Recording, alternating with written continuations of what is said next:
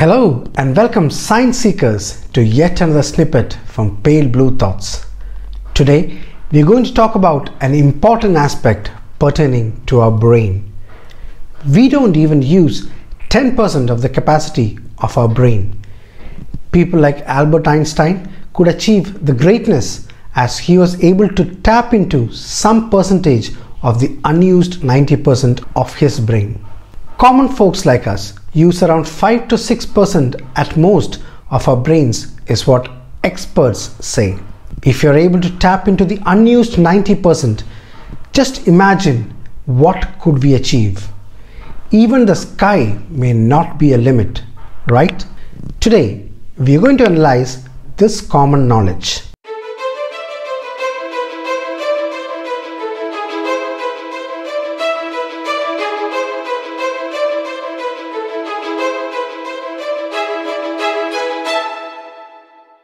There is a famous Hollywood movie named Lucy starring Scarlett Johansson and Morgan Freeman, which talks about using the unused 90% of the brain and what all superpowers can be achieved if we tap into our unused potential.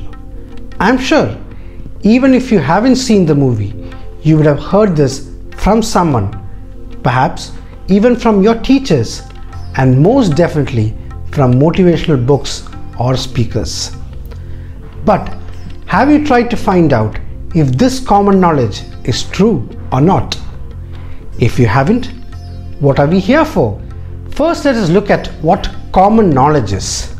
Broadly speaking, common knowledge refers to information that the average educated reader would accept as reliable without having to look it up.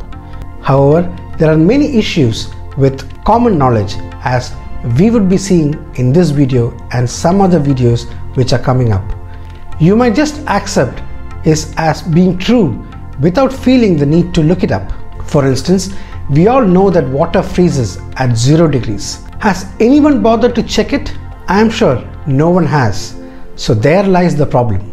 If someone makes a wrong statement and it becomes common knowledge, most people won't bother to check or correct it.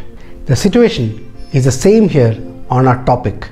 This information about the unused 90% is scientifically called as the 10% brain myth. As the name suggests, it is a myth. The common knowledge that we use only less than 10% of our brain capacity and the rest of the 90% is left unused has no scientific backing and is backed up mostly by incorrect notions. Where did this myth originate? Unfortunately, we don't know for sure. Their roots can be traced back to the self-help movement which originated in the United States in the 1920s. There were many writers and speakers who started this off, including Ralph Waldo Emerson, Napoleon Hill, and Dale Carnegie. Today too, it is quite popular. Those are the books which state that you are something special. This is often used by many motivational speakers too. They often say that you are not what you think you are. You have a lot of potential and capacity hidden inside you, and if you are able to use it, you will end up being a millionaire or a billionaire or the next big thing after a smartphone. You can scale any heights and you will become a great leader, etc. are some of the flashy stuff that they will shower you with. So it was during the self-help movement that some of the self-help book writers and motivational speakers who started to use this 90% unused brain in order to sell their books and make their speeches popular. This myth slowly became popular and over time it became common knowledge. Now let us look at the scientific aspects of this. So what is it that makes it a myth and has no scientific backing is what we are going to see now. It is true that we don't have 100% evidence of how brain functions, such as in the case of memory, consciousness, etc. That is because memory and consciousness don't happen to be situated on one particular part of the brain, but it is an emergent property of the millions of neurons and neurotransmitters within our brains. Although we know that memory and consciousness are emergent properties of the brain, we are still not sure how and why they work with absolute certainty. A lot of research is currently going on across the world, and one of the pioneers in that field is an Indo-American doctor named V.S. Ramachandran. His book Telltale Brain is an excellent resource for anyone who is interested to know about the mysteries of the human brain, and we would recommend it here. Even though we still have many more things to find out about the brain using the methods of neuroscience and the scientific technologies associated with neuroscience, like the use of computers, robots, and imaging techniques, we have been able to make great strides in our knowledge of the human brain than what we knew a couple of decades ago. So, on the basis of those studies, we need to make an analysis of the brain. What things do we know for sure? Let us look at it one by one. We are learning a lot about people whose brains get damaged. They could have been injured in an accident or through natural or other means, but we have a lot of studies conducted on people whose brains have suffered damages. What we have come to understand from those is that if 90% of the brain is unused, these damages should not create a major issue to the well-being of your body. Correct? If the item that is going to be damaged is not going to be used by your body normally, it should not cause major issues. It was anyways lying barren as a desert. If a rock falls on that desert, it is not going to make a huge impact to the rest of the world. But the brain is not like that. Even a small damage to any part of the brain can lead to major issues in the bodily functions of any human. So, if 90% of the brain was unused, medical science today would not have had to look at brain damages with such importance.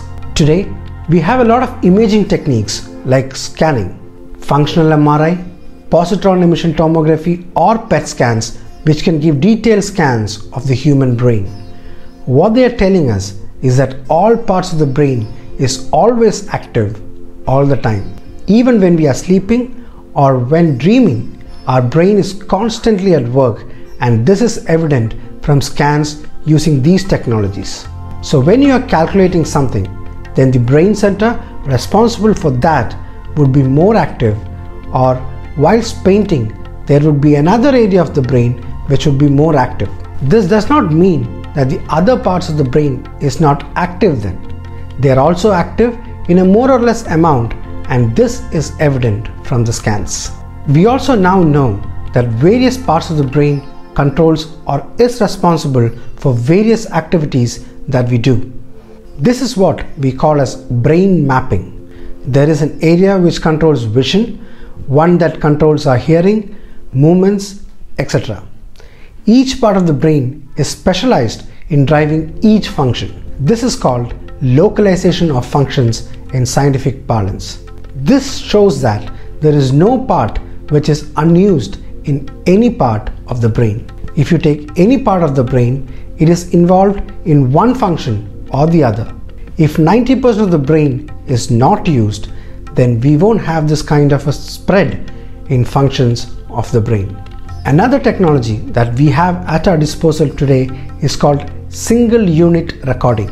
We can study the specific function of any one specific neuron within our brain with the use of electrodes using this amazing technique. We didn't have this at our disposal some years ago, but today we have the capability to study each neuron within the brain and understand its function. And using single unit recording, we haven't been able to find any evidence about any unused brain centers within our brains. Next is the degeneration of our brains. If any area of the brain remains unused for a long time, it starts to degenerate. This has been proved in many studies. So, if the majority of the brain was left unused, by the time a human reaches an old age, the majority of the brain would have degenerated and lost. However, this does not happen. Also, we do thousands of postmortems and we don't see any evidence of this kind of degeneration in any of them. Now coming to the sixth and perhaps the most important evidence of them all. This is of course related to, our favorite topic, evolution. Biologists often say that evolution is a very strict and meticulous accountant. Only those features which are supportive for your life gets carry forwarded. If there is any feature which is damaging to the survival of the species, it gets removed through natural selection. Of course, this happens over millions of years, but this has shown to happen in all species. Now let us understand the importance of this 1.5 pound jelly called the brain in our body. By weight, it is only about 2% of the total body weight.